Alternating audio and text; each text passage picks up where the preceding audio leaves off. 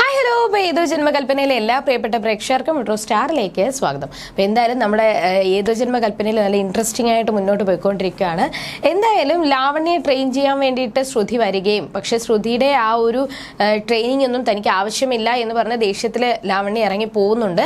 അങ്ങനെ ദേഷ്യത്തിൽ ഇറങ്ങിപ്പോകാൻ പോകുമ്പോൾ മുത്തശ്ശിയും പറയുന്നുണ്ട് ലാവണ്യ ഇവിടെ നിൽക്കുന്നതിൽ എനിക്കും അത്ര താല്പര്യമൊന്നുമില്ല, അവൾ പോകണമെങ്കിൽ പൊയ്ക്കോട്ടെ എന്നൊരു തീരുമാനത്തിൽ മുത്തശ്ശി എത്തിയിട്ടുണ്ട്. അപ്പോൾ ഇനി എന്തൊക്കെയായിരിക്കും സംഭവിക്കാൻ പോകുന്നത്? ലാവണ്യ എന്തായാലും ഇറങ്ങിപ്പോയി കഴിഞ്ഞാൽ ഉറപ്പായിട്ടും ലാവണ്യയുടെ പിറകിൽ അശ്വിനും ഇറങ്ങിപ്പോകും. അത് പിന്നെ വലിയൊരു ആ ഒരു വീടിന്റെ തകർച്ചയിൽ തന്നെ ബാധിക്കും. അപ്പൊ ഇനി എന്തൊക്കെയായിരിക്കും സംഭവിക്കാൻ പോകുന്നത് എന്ന് നമുക്ക് നോക്കാം. അതിനു മുൻപ് ആദ്യമായിട്ടാണ് ഈ ചാനൽ കാണുന്നെങ്കിൽ തീർച്ചയായിട്ടും സബ്സ്ക്രൈബ് ചെയ്യുക. അപ്പോൾ ഞങ്ങളുടെ പുതിയ സീരിയൽ റിവ്യൂ വീഡിയോസ് എല്ലാന്നെങ്കിലും ഇതായിരിക്കും. അപ്പോൾ വലിയൊരു പ്രശ്നത്തിലാണ് അഞ്ജലി വന്ന് പെട്ടിരിക്കുന്നത്. അങ്ങനെ മുത്തശ്ശിയും ദേഷ്യത്തിൽ ഇറങ്ങിപ്പോയി, ലാവണ്യം എണീറ്റ് പോയി. അപ്പം എന്ത് ചെയ്യുമെന്ന് ആലോചിച്ചുകൊണ്ടിരിക്കുമ്പോൾ ശ്രുതി അഞ്ജലിയോട് പറയുന്നുണ്ട്, മാഡം വിഷമിക്കേണ്ട ആവശ്യമില്ല, എന്തായാലും ഞാൻ ലാവണ്യെ പറഞ്ഞ് മനസ്സിലാക്കാം, എന്നിട്ട് ഈ ഒരു പ്രശ്നത്തിന് സൊല്യൂഷൻ കണ്ടുപിടിക്കാം എന്ന് പറഞ്ഞ് ലാവണ്യയുടെ അടുത്തേക്ക് ശ്രുതി പോകുന്നുണ്ട്. ഈ സമയത്ത് ലാവണ്യ അശ്വിനെ വിളിച്ചിട്ട് അവിടെ നടന്ന പ്രശ്നങ്ങൾ പറയാൻ വേണ്ടിയിട്ട് അശ്വിനെ വിളിക്കുന്നുണ്ടെങ്കിലും അശ്വിൻ ലാവണ്യ പറയുന്നതൊന്നും നേരെ കേൾക്കാനായിട്ട് കൂട്ടാക്കുന്നില്ല. തനിക്ക് മീറ്റിംഗ് ഉണ്ടെന്നും അതുകൊണ്ട് നീ അവിടെ വെയിറ്റ് ചെയ്യും, ഞാൻ വൈകുന്നേരം വരുമ്പോൾ നമുക്ക് സംസാരിക്കാം എന്ന് പറഞ്ഞ് കോൾ കട്ട് ചെയ്യുന്നുണ്ട്. അങ്ങനെ ദേഷ്യത്തിലിരിക്കുന്ന സമയത്താണ് ശ്രുതി നമ്മുടെ ലാവണ്യയുടെ അടുത്തേക്ക് വരുന്നത്. എന്നിട്ട് ലാവണ്യയോട് ഓരോ കാര്യങ്ങൾ പറയുന്നുണ്ടെങ്കിൽ ലാവണ്യ അതൊന്നും കേൾക്കാൻ വേണ്ടിയിട്ട് താല്പര്യം കാണിച്ചില്ല. കാരണം നീ പറയുന്ന കാര്യമൊന്നും കേട്ട് ജീവിക്കേണ്ട ആവശ്യം എനിക്കില്ല, നിന്റെ ട്രെയിനിങ് കൊണ്ട് എനിക്ക് ഇവിടെ പിടിച്ചു നിൽക്കേണ്ട ഒരു ആവശ്യമില്ല എന്നൊരു തീരുമാനത്തിലാണ് ലാവണ്യ നിൽക്കുന്നത്.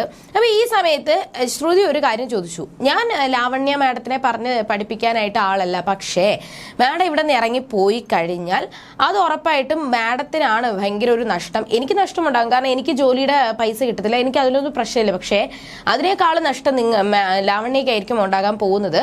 കാരണം മാഡം ഇവിടെ നിന്ന് ഇറങ്ങിപ്പോകുന്ന അതിന്റെ പിറകെ അശ്വിനും ഇറങ്ങിപ്പോകും. അപ്പൊ അശ്വിൻ ഉറപ്പായിട്ടും ഇറങ്ങിപ്പോയി കഴിഞ്ഞാൽ മുത്തശ്ശിക്ക് ഭയങ്കര ദേഷ്യം വരും, അല്ലെങ്കിൽ മുത്തശ്ശിക്ക് സഹിക്കാൻ പറ്റത്തില്ല. അങ്ങനെ മുത്തശ്ശി ഈ ഒരു പ്രശ്നത്തില് സൊല്യൂഷൻ കണ്ടുപിടിക്കാതെ ഭയങ്കര ദേഷ്യത്തില് ആ ഒരു സങ്കടത്തിലിരിക്കും. അപ്പൊ മുത്തശ്ശിയുടെ ആ ഒരു വിഷമവും ആ ഒരു വാശിയൊക്കെ കാണുമ്പോൾ അഞ്ജലി മാഡത്തിന് സങ്കടമാവും. അപ്പൊ അഞ്ജലി മാഡത്തിന് സങ്കടമായി കഴിഞ്ഞാൽ അത് ഉറപ്പായിട്ടും അശ്വിനും സങ്കടമാവും. അപ്പൊ അഞ്ജലി മാഡത്തെ സങ്കടപ്പെടുത്താതിരിക്കാൻ വേണ്ടിയിട്ട് ഉറപ്പായിട്ടും ഈ ഒരു ബന്ധത്തിൽ നിന്ന് പിന്മാറാൻ വേണ്ടിയിട്ട് അശ്വിൻ തയ്യാറാകും. അപ്പൊ പിന്നെ നഷ്ടം ആർക്കാണ് വരുന്നത്? ലാവണ്യക്ക്. അപ്പൊ അങ്ങനെ നഷ്ടം വരാതിരിക്കണം എന്നുണ്ടെങ്കിൽ നമുക്ക് ചെറിയൊരു വിട്ടുവീഴ്ചകളൊക്കെ ചെയ്തു കഴിഞ്ഞാൽ മാഡം സന്തോഷത്തോടെ അല്ലെങ്കിൽ ആഗ്രഹിച്ച ആ ഒരു ജീവിതം കിട്ടുകയും ചെയ്യും. ഞാൻ ഉദ്ദേശിക്കുന്ന എൻ്റെ വീട്ടിലെ പ്രാരാബ്ദങ്ങളൊക്കെ തീരാനായിട്ടുള്ള പൈസയും എനിക്ക് കിട്ടും. അപ്പം എന്താണ് ഇനി നിങ്ങൾ തന്നെ തീരുമാനിക്കൂ എന്ന് പറയുമ്പോൾ ലാവണ്യക്ക് മനസ്സിലായി. കാരണം അശ്വിൻ മുൻപ് പറഞ്ഞിട്ടുണ്ടായിരുന്നു, എനിക്ക് ഈ ലോകത്തിലെ ഏറ്റവും വലുത് എൻ്റെ ചേച്ചിയാണ്, അഞ്ജലിയാണ്.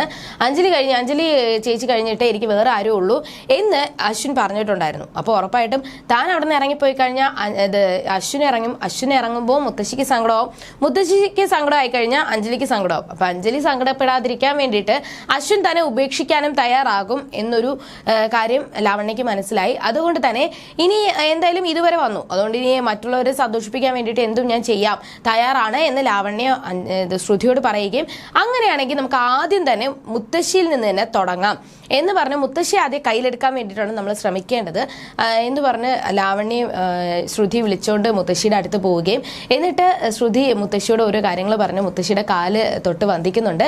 എന്നിട്ട് ഈ ഒരു നല്ല ജോലിക്ക് തുടക്കമാകുന്നതിന് മുന്നേ തന്നെ നല്ലവരുടെ കാല് തൊട്ട് വന്ദിച്ച് അനുഗ്രഹം വാങ്ങുന്നത് നല്ലതാണ് എന്ന് പറഞ്ഞ് മുത്തശ്ശിയുടെ അനുഗ്രഹം വാങ്ങുകയും ലാവണ്യെ കൊണ്ട് മുത്തശ്ശിയുടെ കാലിൽ നിന്ന് അനുഗ്രഹം വാങ്ങിക്കുകയും ചെയ്യുന്നുണ്ട്. അപ്പോൾ ഈ ഒരു കാര്യങ്ങളൊക്കെ കണ്ടപ്പോൾ തന്നെ അഞ്ജലിക്ക് ഒരുപാട് സന്തോഷമായി. അപ്പോൾ അഞ്ജലി മുത്തശ്ശിയോട് പറയുന്നുണ്ട്, എന്തായാലും ശ്രുതി വന്നതിൻ്റെ ഇപ്പോൾ ലാവണ്യ നന്നാവത്തില്ല, അല്ലെങ്കിൽ ലാവണ്യയുടെ സ്വഭാവം മാറത്തില്ല എന്നാണ് ഞാനും കരുതിയിരുന്നത്. പക്ഷേ ശ്രുതി വന്നതുകൊണ്ട് തന്നെ എനിക്ക് നല്ല കോൺഫിഡൻസ് ഉണ്ട്, ലാവണ്യ മാറും, നമ്മൾ വിചാരിക്കുന്ന രീതിയിൽ ലാവണ്യ മാറി വരും, എനിക്ക് നല്ലൊരു വിശ്വാസമുണ്ട് എന്ന് അവിടെ അഞ്ജലി പറയുന്നുണ്ട്. അങ്ങനെ മുത്തശ്ശിയും അഞ്ജലിയൊക്കെ സന്തോഷത്തോടെ സംസാരിക്കുന്ന സമയത്താണ് ലാവണ്യെ കൊണ്ട് ഇനി അടുത്ത ഒരു ജോലി എന്ന് പറയുമ്പോൾ ആദ്യം എല്ലാവരെയും കയ്യിലെടുക്കുന്നത് ആഹാരം നല്ല രുചിയാണെന്നുണ്ടെങ്കിൽ എല്ലാവരെയും ആകർഷിക്കാനായിട്ട് ഭയങ്കര ഈസിയാണ്. അപ്പോൾ നമുക്കൊരു ചായയിൽ നിന്ന് തന്നെ തുടങ്ങാം എന്ന് പറഞ്ഞ് ലാവണ്യയെ കൊണ്ട് ഓരോ കാര്യങ്ങൾ പറഞ്ഞ് ചായ ഇടിയിപ്പിക്കുകയാണ് ചെയ്യുന്നത്. അങ്ങനെ ചായ ഇടുന്ന സമയത്ത് തന്നെ അഞ്ജലി ശ്രുതിയെ വിളിച്ചിട്ട് പറയുന്നുണ്ട്, ഞാൻ ഒരിക്കലും നിന്നെ വിഷമിപ്പിക്കാൻ വേണ്ടിയിട്ടല്ല ഇന്നലെ ഞാൻ അങ്ങനെ പറഞ്ഞത്, എൻ്റെ അനിയൻ്റെ സന്തോഷത്തിന് വേണ്ടിയിട്ടാണ് ഞാൻ അങ്ങനെ ചെയ്തത്. പക്ഷേ നിനക്ക് അത്രത്തോളം സങ്കടമായി എന്ന് എനിക്ക് മനസ്സിലായി, അതുകൊണ്ട് ഒരിക്കലും നീ എന്നെ ദേഷ്യപ്പെടരുത് എന്ന് പറയുമ്പോൾ ശ്രുതി പറയുവാണ്, എനിക്കതിലൊരു ദേഷ്യമില്ല. കാരണം നമ്മളെ കുടുംബം അല്ലെങ്കിൽ നമ്മുടെ പ്രാരാബ്ദമൊക്കെ വരുമ്പോഴത്തേക്കും നമ്മുടെ സന്തോഷത്തിന് അല്ലെങ്കിൽ നമ്മളെ ചുറ്റുപാടുമുള്ള എല്ലാവരുടെയും സന്തോഷത്തിന് വേണ്ടിയിട്ട് നമ്മൾ കുറച്ച് സ്വാർത്ഥയൊക്കെ ആകും, അതെനിക്ക് മനസ്സിലാവും, അതുകൊണ്ട് കുഴപ്പമില്ല എന്ന് പറഞ്ഞ് അഞ്ജലിയും സന്തോഷിപ്പിക്കാനായിട്ട് ശ്രുതിക്ക് സാധിച്ചു. അങ്ങനെ ഒരു സംസാരങ്ങളൊക്കെ ഇങ്ങനെ നിൽക്കുന്ന സമയത്താണ് അഞ്ജലിക്ക് ഒരു കോൾ വരുന്നത്. ഇത് ശ്യാമാണ് കോൾ വിളിക്കുന്നത്. അപ്പോൾ ശ്യാമ വിളിച്ച ഉടനെ തന്നെ അഞ്ജലിയോട് പറയുന്നുണ്ട്, അഞ്ജലിയോട് പറയുവാണ്, അഞ്ജലി എന്താ അവിടുത്തെ വിശേഷങ്ങൾ എന്നൊക്കെ ചോദിക്കുമ്പോഴാണ് അഞ്ജലി പറയുന്നത്, ഇവിടെ ശ്രുതി വന്നിട്ട് ലാവണ്യെ ട്രെയിൻ ചെയ്യിപ്പിക്കാൻ വേണ്ടിയിട്ടാണ് വന്നിരിക്കുന്നത് എന്നൊക്കെ വിശേഷങ്ങൾ പറഞ്ഞപ്പോൾ ശ്യാമിന് മനസ്സിലായി ശ്രുതി അവിടെ വന്നിട്ടുണ്ട് എന്നുള്ള കാര്യം. അങ്ങനെ ശ്രുതി വന്നതിന് ശേഷമുള്ള കാര്യങ്ങളൊക്കെ ഇങ്ങനെ ഓരോ കാര്യങ്ങൾ പറഞ്ഞുകൊണ്ടിരിക്കുന്ന സമയത്താണ് അഞ്ജലി ശ്യാമിനോട് പറയുന്നത്, എന്തായാലും ശ്രുതി വന്നതിൽ പിന്നെ എനിക്കൊരു വിശ്വാസമുണ്ട്, എല്ലാവരെയും മനസ്സ് കയ്യിലെടുക്കാൻ വേണ്ടിയിട്ട് ലാവണ്യക്ക് സാധിക്കുമെന്ന്. ആ ഒരു സംസാരത്തിന്റെ ഇടയിൽ ശ്യാമിന് കുറച്ച് പൈസയുടെ ആവശ്യമുണ്ട്. അപ്പോൾ അത് ഡയറക്റ്റ് ആയിട്ട് അല്ലെങ്കിൽ നേരെ അഞ്ജലിയോട് ചോദിക്കാനായിട്ട് സാധിക്കത്തില്ല. അപ്പൊ അതിന്റെ ഇടയിൽ കൂടെ ഒരു വഴിയെ മാത്രമേ ഉള്ളൂ, ഒരു ഡ്രാമ കളിക്കുക. അങ്ങനെ ശ്യാം ഒരു ഡ്രാമ കളിക്കുകയാണ്. അടുത്തൂടെ ഒരാൾ പോകുമ്പോൾ ഒരാളോട് സംസാരിക്കുന്ന രീതിയിൽ അയാളോട് സംസാരിക്കുകയും എന്നിട്ട് എനിക്ക് 3 ലക്ഷം രൂപയുടെ ആവശ്യമുണ്ട് എന്നൊക്കെ പറഞ്ഞ് ഇനിയിപ്പോൾ ഞാൻ എന്ത് ചെയ്യും, ഞാനിപ്പോൾ വേറെ ഏതെങ്കിലും രീതിയിൽ ശരിയാക്കാം, നിങ്ങൾ വാക്ക് പറഞ്ഞിട്ടല്ലേ ഞാൻ നിങ്ങളെ വിശ്വസിച്ചത് എന്നൊക്കെ അവിടെ ശ്യാം പറയുമ്പോഴത്തേക്കും അഞ്ജലിക്ക് മനസ്സിലായി ചേട്ടൻ എന്തോ പൈസയുടെ ആവശ്യമുണ്ടെന്ന്. അങ്ങനെ ശ്യാമിനോട് ചോദിക്കുകയും തനിക്ക് പൈസയുടെ ആവശ്യമുണ്ടെങ്കിൽ എന്നോട് ചോദിച്ചാൽ പോരെ, ഞാൻ കുഞ്ഞിന്റെ കയ്യിൽ നിന്ന് വാങ്ങിച്ചു തരാമെന്ന് പറയുമ്പോൾ ആദ്യം ശ്യാം അത് നിരസിക്കുകയാണ് ചെയ്യുന്നത്. പിന്നെ അഞ്ജലി നിർബന്ധിച്ചപ്പോൾ ശ്യാം പൈസ അഞ്ജലിയുടെ കയ്യിൽ നിന്ന് വാങ്ങാം എന്നൊരു തീരുമാനത്തിലേക്ക് എത്തുന്നുണ്ട്. അപ്പോൾ ശ്യാമിന്റെ ആ ഒരു കളിയും വിജയിച്ചു. കാരണം തനിക്ക് പൈസയുടെ ആവശ്യം നേരെ ചോദിച്ചു കഴിഞ്ഞാൽ അഞ്ജലി അത് ഏതിനാന്നൊക്കെ ചോദിക്കും. അതുകൊണ്ട് തന്നെ ഈ ഒരു ഡ്രാമ കളിച്ച് അഞ്ജലിയുടെ കയ്യിൽ നിന്ന് കുറച്ച് പൈസ തട്ടിയെടുക്കാൻ വേണ്ടിയിട്ടും സാധിച്ചു.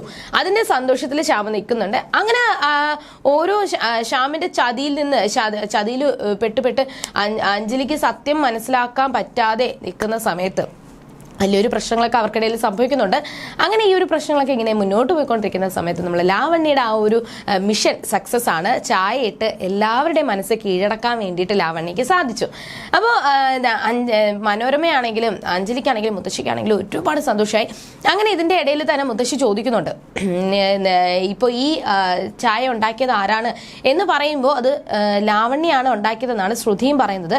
അപ്പോൾ മുത്തശ്ശി ഒരു കാര്യം ചോദിച്ചു, നമ്മളിപ്പോൾ ഒരാൾക്ക് ഒരു കാര്യം പറഞ്ഞു കൊടുക്കുന്നു, അപ്പൊ ആ ഒരു പറഞ്ഞു കൊടുക്കുന്നതിന്റെ അവരുടെ കൈപുണ്യമല്ലേ മറ്റൊരാൾക്ക് പകരത്തുള്ളൂ എന്ന് പറഞ്ഞപ്പോൾ മനസ്സിലായി ശ്രുതിയുടെ ആ ഒരു വരവിലാണ് ഈ ഒരു മാറ്റങ്ങളൊക്കെ സംഭവിച്ചത് എന്ന് മുത്തശ്ശിക്ക് മനസ്സിലായി. അതിൽ ഒരുപാട് സന്തോഷമുണ്ട്.